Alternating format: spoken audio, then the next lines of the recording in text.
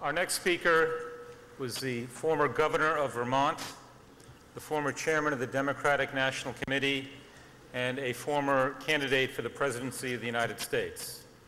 Please join me in welcoming Governor Howard Dean. Thank you, Ambassador. Thank you, President-elect Rajavi, for your wonderful speech. I'm sorry I have to follow it. I want to say that Paris is one of my favorite cities in the world, and I was walking around this morning and I came across Tehran Avenue. And I thought how nice it would be to be in the real Tehran Avenue.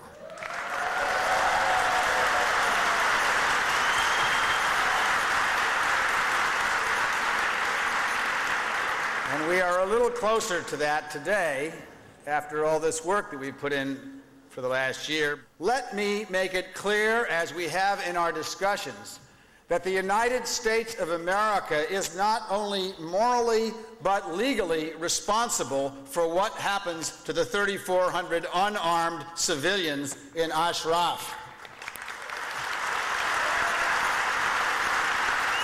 Each one of those civilians has a signed piece of paper by the commander of the United States Armed Forces, which disarmed them in exchange for that piece of paper, which says that we will guarantee their safety.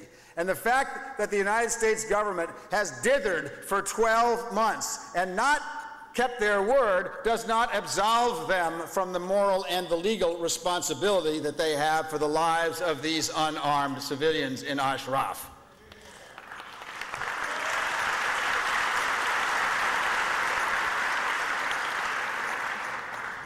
When the Iraqi troops in 2009 and again in 2011 attacked the unarmed civilians in Ashraf, they killed a total of 47 unarmed people.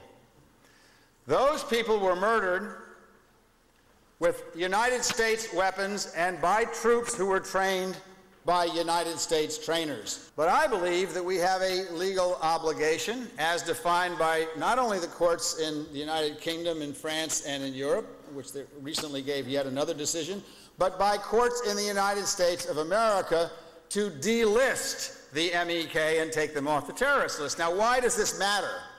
This is simply not a matter of resistance to the mullahs.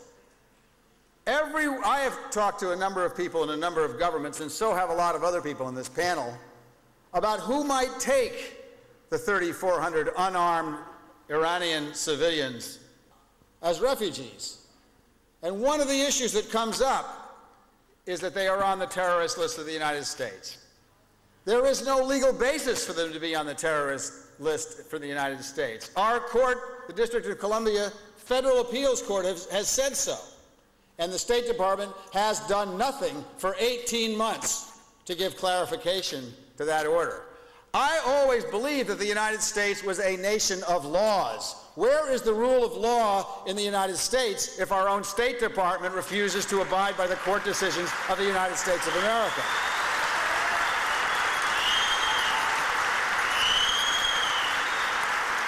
Now, we are in the middle of talking about sanctions on Iran, and I applaud President Obama for the very tough sanctions, and I applaud Prime Minister Cameron for the very tough sanctions that have put on the government of the mullahs.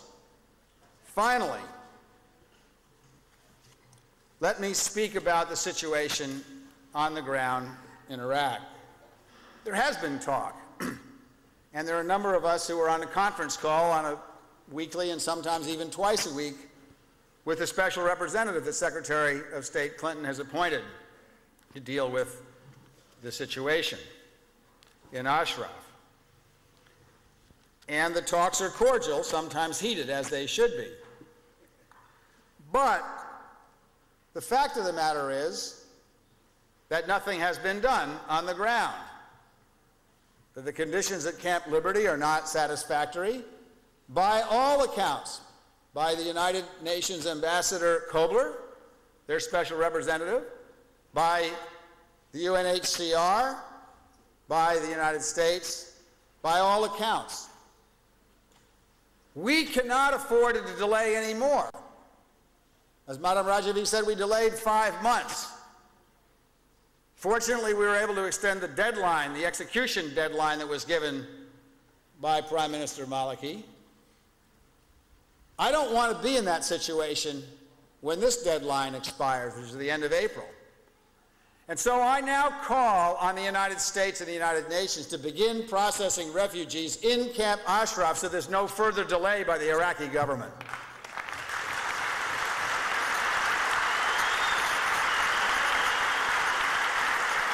The refugees must be processed now so that we can begin the work of sending them to countries where they will be treated fairly under the rule of law, and the refugees must be delisted now so that we have a better opportunity to talk to Western governments about placing them.